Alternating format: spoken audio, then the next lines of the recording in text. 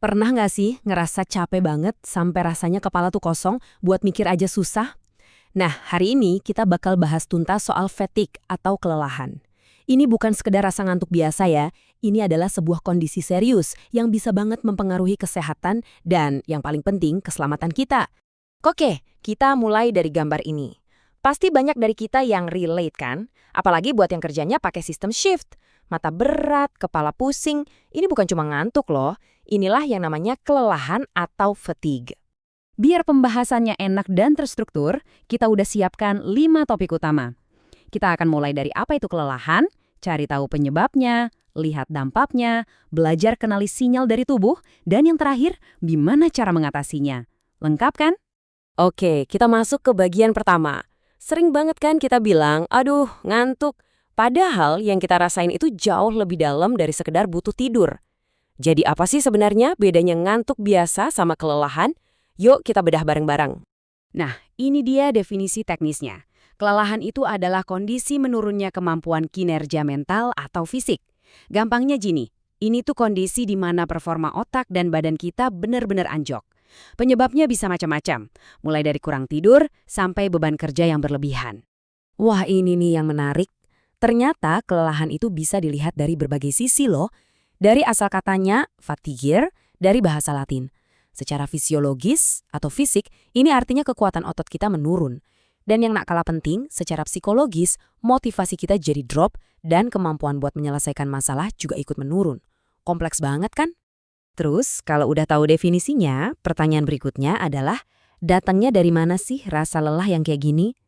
Mari kita coba intip apa saja penyebab-penyebab tersembunyi yang seringkali kita abaikan. Coba lihat deh, sering banget biang keladinya itu datang dari gaya hidup kita sendiri. Pola makan yang nggak beraturan, jarang gerak atau olahraga. Dan nah ini dia, kebiasaan begadang sambil scrolling media sosial. Kelihatannya sepele, tapi ini semua numpuk dan jadi penyebab utama. Dan jangan salah ya, ini bukan cuma masalah badan. Pikiran kita juga bisa capek banget. Stres di kantor, masalah di rumah, atau sekedar banyak pikiran, semua itu benar-benar menyedot energi mental kita sampai habis. Satu lagi yang perlu kita waspadai nih, obat-obatan. Beberapa jenis obat, misalnya untuk alergi atau tekanan darah tinggi, kadang punya efek samping bikin kita ngantuk dan lemas. Jadi, penting banget buat kita tahu efek sampingnya, dan kalau ragu, langsung tanyakan ke dokter.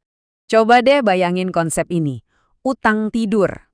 Setiap kali kita kurang tidur, kita sebetulnya lagi ngutang waktu istirahat. Utang ini nggak akan hilang gitu aja, tapi bakal terus numpuk, jadi beban yang makin lama makin berat dan bikin performa kita menurun. Nah, utang tidur yang dibiarin numpuk ini efeknya bukan main-main loh. Ini bukan cuma soal jadi nggak produktif, tapi ada resiko dan dampak nyata yang sangat serius dan berbahaya. Gejala kelelahan itu nyerangnya dari 3 arah sekaligus. Dari fisik, kita jadi sering nguap, mata rasanya berat banget. Terus dari mental, fokus jadi buyar, gampang lupa. Dan terakhir, emosi kita juga kena, jadi gampang marah dan kehilangan motivasi. Lengkap kan penderitaannya? Piramida ini nunjukin dengan jelas banget seberapa bahaya kelelahan. Semuanya berawal dari dasar. Dari hal yang kelihatannya sepele, kurangnya pemahaman soal pentingnya tidur. Dari situ, naik jadi kebutuhan tidur nggak terpenuhi, muncul gejala, lalu mulai bikin kesalahan, dan puncaknya, risiko kecelakaan yang sangat tinggi. Ngeri ya? Jadi kuncinya adalah kita harus peka sama sinyal dari tubuh kita sendiri biar nggak sampai naik ke puncak piramida tadi. Pertanyaannya, gimana caranya? Yuk kita pelajari bareng. Jadi gini, di dalam tubuh kita itu ada jam internal super canggih, namanya irama sirkadian. Jam inilah yang ngatur kapan kita merasa segar dan waspada, dan kapan kita merasa ngantuk dan waktunya istirahat. Semuanya udah ada jadwal alaminya. Nah, masalahnya muncul pas kita maksa badan kita buat kerja di saat jam internalnya bilang waktunya tidur. Contoh paling gampangnya ya kerja shift malam. Saat kita melawan ritme alami tubuh, resiko kelelahan itu langsung meroket. Jadi, apa sih fondasinya? Berapa jam sebetulnya yang kita butuhkan supaya jam internal ini tetap sinkron? Jawabannya adalah 7 jam. Ya, 7 jam tidur berkualitas setiap hari. Itu adalah angka minimum yang nggak bisa ditawar untuk pemulihan fisik dan mental kita. Oke, kita udah tahu penyebabnya, bahayanya, dan apa yang tubuh kita butuhkan. Sekarang yang paling penting, gimana cara kita mengaturnya secara mandiri. Yuk kita masuk ke bagian terakhir yang isinya strategi praktis. Sebelum kita lanjut, saya mau ajak Anda buat introspeksi sebentar. Coba tanyakan ke diri sendiri, jujur ya. Saat ini juga, seberapa seger sih kondisi Anda? Seberapa penuh baterai Anda sekarang? Coba deh kita pakai skala ini. Anggap aja tingkat kesadaran kita itu kayak baterai. Angka 1 itu artinya baterai lagi penuh, seger banget. Sementara angka 9 itu artinya baterai udah mau mati, ngantuk berat.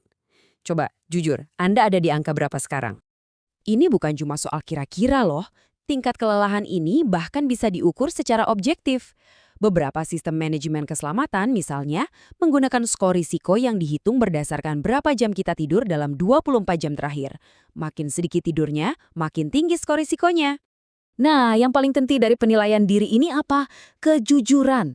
Kalau skor kita masih rendah, mungkin kita cukup lebih waspada.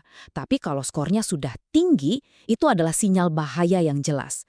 Artinya kita harus berhenti dari aktivitas yang kita lakukan dan segera istirahat. Jadi, pesan utamanya jelas banget kan? Semua insiden karena kelelahan itu bisa dicegah. Dan pencegahannya dimulai dari hal paling mendasar. Dari diri kita sendiri dengan memastikan kita mendapatkan istirahat yang cukup. Ingat, istirahat itu bukan kemewahan, tapi kebutuhan pokok untuk keselamatan. Tujuannya ya ini, supaya kita bisa merasakan betapa segarnya punya baterai pribadi yang selalu terisi penuh. Ini bukan cuma soal produktivitas kerja, tapi soal kualitas hidup dan keselamatan kita. Jadi, pertanyaan terakhir dari saya, apa satu hal kecil yang bisa Anda lakukan hari ini juga untuk mulai mengisi ulang baterai Anda?